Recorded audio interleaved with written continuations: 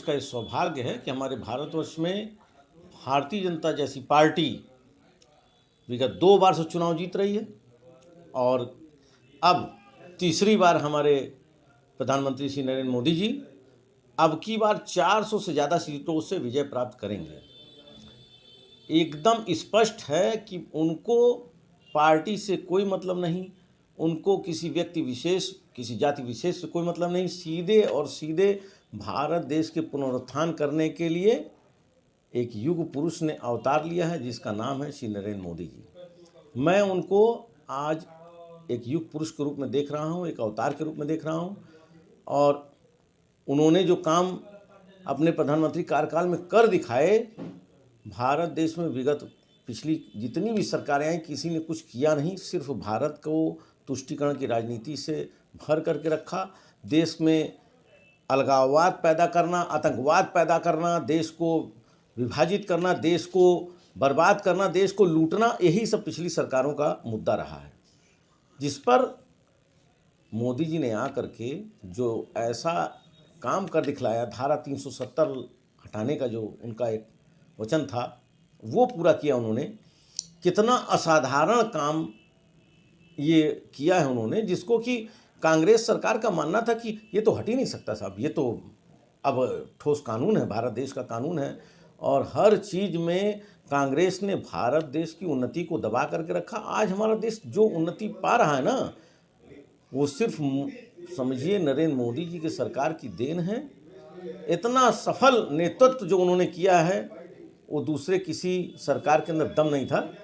हर सरकार के अंदर एक दबाव रहता, एक डर रहता। हमारे मोदी जी और हमारे आदरणीय मुख्यमंत्री जी योगी आदित्यनाथ जी, ये 2 लोग तो मुझको ऐसा दिखाई पड़ते हैं कि ऐसे निर्णय लेते हैं निडर होकर के कि जिनको किसी बात से कोई प्रभाव नहीं पड़ता। जो सच है, जो देश के लिए सही है, वो लोग करके दिखाते हैं। और जो हमारे अटल बिहारी वाजपेयी जी ने कहा था कि सरकारी आएंगी, बनेंगी, बिगड़ेंगी, लेकिन ये देश रहना चाहिए, तो देश को बना करके बचा करके रखने वाला काम और देश का पुनरुत्थान करके देश को विश्व गुरु बनाने देने वाला काम आदरणीय प्रधानमंत्री श्री नरेंद्र मोदी जी कर रहे हैं।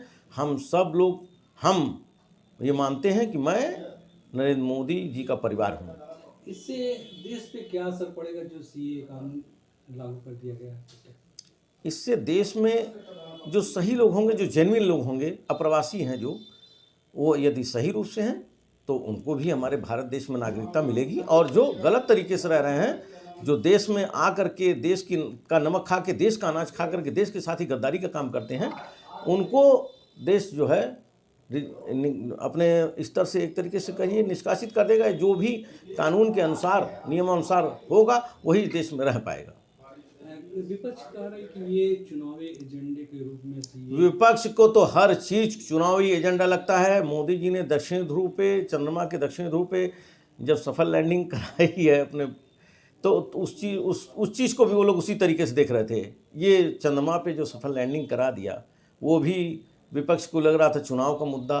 राम मंदिर का पुनर्निर्माण हुआ, मान लीजिए 500 वर्षों के बाद एक इतना बड़ा आस्था का जनसैलाब जो अयोध्या में इस समय उमड़ रहा है। मैं कल ही अयोध्या जी गया था, श्री रामचंद्र जी के दर्शन करके आया हूँ।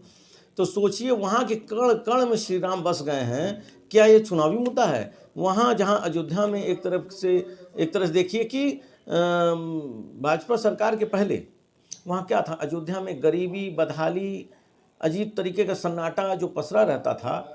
आज जा कर के आप देखिएगा अयोध्या की तस्वीर बदल गई है। वो लगता ही नहीं कि हम अयोध्या में पहुंचे हुए हैं, उसी पुरानी अयोध्या में। आज अयोध्या में बच्चा, ठेले वाला, रिक्शे वाला, दुकानदार, हर आदमी खुश है। वहाँ इतना रोजगार आ रहा है, प्रतिदिन इतने पर्यटक आ रहे हैं, आस्था का जनसैलाब उमड़ रहा है, जो वहाँ के लोकल रहने वालों को, वहाँ आकर के काम करने वालों को, सबको बड़ा ही रोजगार का मौका दे के खुशी दे रहे हैं सब। तो ये कोई कम बड़ी बात नहीं है। हर चीज़ को चुनावी मुद्दे से जोड़ करके नहीं देखना चाहिए। वर्ष 2014 में जब मोदी जी ने एक बार केंद्र में अपनी सरकार बना ली थी, वो प्रधानमंत्री पद पर बैठे थे, बस अगर यदि कहिए तो वहीं एक बार पहली बार चुनावी मुद्दे को लेकर के लोग कुछ कहते तो कहते। अब क्या चुनावी मुद्दा है? एक युग पुरुष ने अवतार लेकर के भारत का इतना बड़ा उन्नति का मार्ग प्रशस्त कर दिया है। चुनाव का मुद्दा कोई मायने नहीं रह जाता।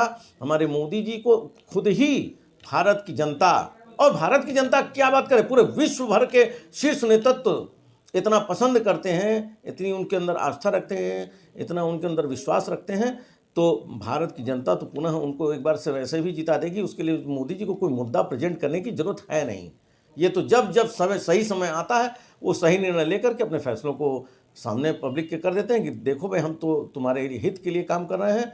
चौबीसों घंटा मुझको तो लगता है भारत के विकास के लिए ही वो सोचते रहते हैं, और उसमें से हमको लगता है 18 से 20 घंटा काम करके वो अपना योगदान देते हैं। किसी के अंदर दम नहीं है कि उनके जितना काम करके दिखला पाए, हमारे आदरणीय नरेंद्र मोदी जी के जितना, और हमारे मुख्यमंत्री जी योगी आदित्यनाथ जी की जितना काम करके वो लोग दिखला देते हैं। आराम तो जैसे उनके लिए हराम है, और लोग विपक्ष उसमें मुद्दा ढूंढते रहते हैं, हर बात में चुनावी मुद्दा चुनावी मुद्दा। किन किन चीज़ों को कहेंगे?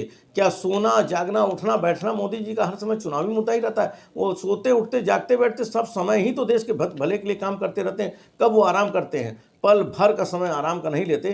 क्या क्या चीज़ों को चुनावी मुद्दे के बारे में आप गिनाएंगे? कांग्रेस एक मिट चुकी पार्टी है, अब उसका कोई वजूद नहीं रह गया है। केवल उसको देश को विभाजन करने के लिए, लोगों का मन डाइवर्ट करने के लिए जो भी कुछ कहना है वो कर रही है, लेकिन उससे कुछ होने वाला नहीं। भारत की जनता ने अपना मन बना लिया है कि पुनः एक तीसरी बार भारतीय जनता पार्टी की सरकार 400 सीटों से ज़्यादा सीटों से विजयी होगी।